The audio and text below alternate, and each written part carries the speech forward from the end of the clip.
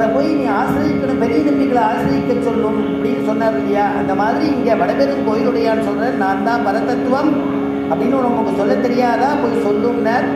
அந்த சதஸில், ஆச்சரியமான சதஸில் வேதங்களை கொண்டு அதை நிர்தாரணம் பண்ணி பெருமாள் ஸ்ரீமன் நாராயணனே பரதத்துவங்கிறத நிலைநாட்டினர். நம்முடையதான விட்டு சித்தருங்கக்கூடிய அந்த பெரியாழ்வார் பின்னாடி அவருக்கு திருநாமம் வரப்போகும்.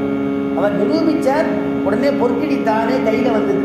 அவர் கையில் வந்து அவருக்கு அனுகிரகம் பண்ணித்து இந்த நிகழ்ச்சியை இந்த தனியன் பண்ணினதான திருப்பாவைக்கு எல்லாருக்கும் தனியன் பண்ணினதான பட்டர் ரொம்ப ஆச்சரியமாக சாதிக்கிறார். பாண்டியன் கொண்டாட பட்டர் மீரான் வந்தான் என்றே,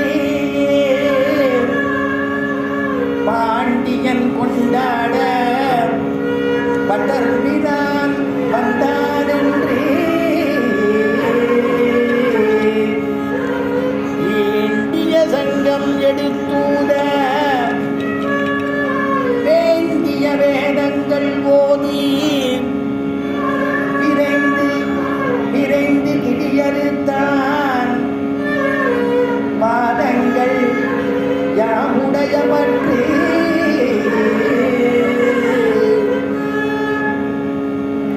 ஆச்சரியமான தனியனுக்கு அடியனுடைய குருநாதர் சொல்லுவார். கல்யாணபுரம் ஆறாவதாச்சார் சுவாமி ஹரிகதை வித்வான் கலைமாமணி விருது பெற்றவர். அவர் தான் அடியனுடைய குருநாதர்.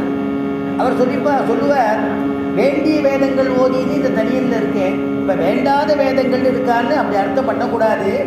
பாண்டியன் கொண்டாட வேண்டிய வேதங்கள் ஓதி, பாண்டியன் கொண்டாட வேண்டிய வேதங்கள் எது எது பரதத்துவம்னு நிர்தாரணம் பண்ணுமோ அதை அவர் சொன்னாராம். வேண்டிய வேதங்கள் ஓதி அப்படின்னு சாதிப்பார்.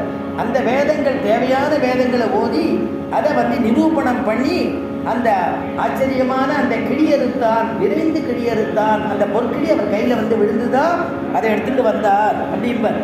அப்படிப்பட்டதான அந்த பொற்கிடி கிடைச்ச உடனே பெருமாளுக்கு ரொம்ப சந்தோஷம்.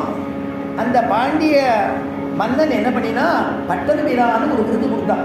விட்டு சித்தருக்கு பட்டது வீரான் முத்திரை வைக்கிறார் இல்லையா பாசுரத்துலாம், பெரியாழ்வார் பாசுரத்துலாம். அந்த முத்திரை அவர் கொடுத்த பட்டது வீரான்னு விருது கொடுத்தார்.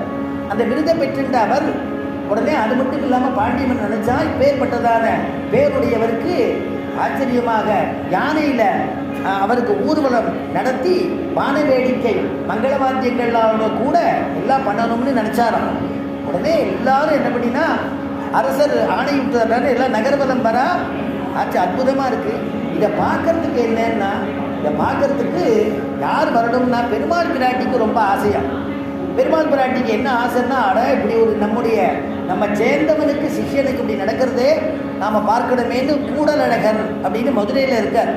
அந்த மதுரையில் இருக்கக்கூடிய, மதுரைக்கு சமீபமாக இருக்கக்கூடிய கூடலழகர் கருடாரூடனா பத்னி சமேதமாக அப்படி வராரோம். அப்படி வெளியில் வந்து பார்க்கும் பொழுது யானை மேலே ஊர்வலமாக வரக்கூடிய இந்த விட்டு சித்தர் பட்டர் வீரார் அந்த பெருமாளை பார்க்குறது.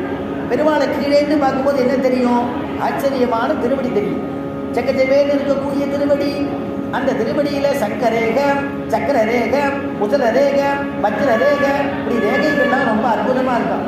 ஒரு காலில் சங்கு, ஒரு காலில் சக்கரமும் உள்ளடி பொறித்தமைந்த இருகாலும் கொண்டு அங்கங்கு எழுதினார் போல் இலச்சினை பட நடந்து.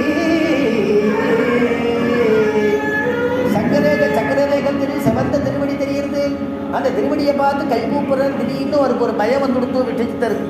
என்னன்னா, இந்த திருவடிக்கு ஏதாவது யாராவது கண்ணெச்சல் பட்டு கொடுத்துட்டா என்ன பண்ணுறது? யாராவது இந்த திருவடிக்கு இவ்வளவு அழகாக இருக்கேன்னு சொல்லிட்டா அந்த திருவடிக்கு ஏதாவது ஹானி வந்துடுமே அப்படின்னு நினைச்ச இந்த விட்டு சித்தர் அந்த திருவடிக்கு ஒரு காப்பு பண்ணினாராம். அந்த காப்பு என்னன்னா, ஒரு ரக்ஷ, திருவடிக்கு ஆபத்து வராமல் இருக்கிறதுக்கு, கண்ணெச்சல் படாமல் இருக்கிறதுக்கு.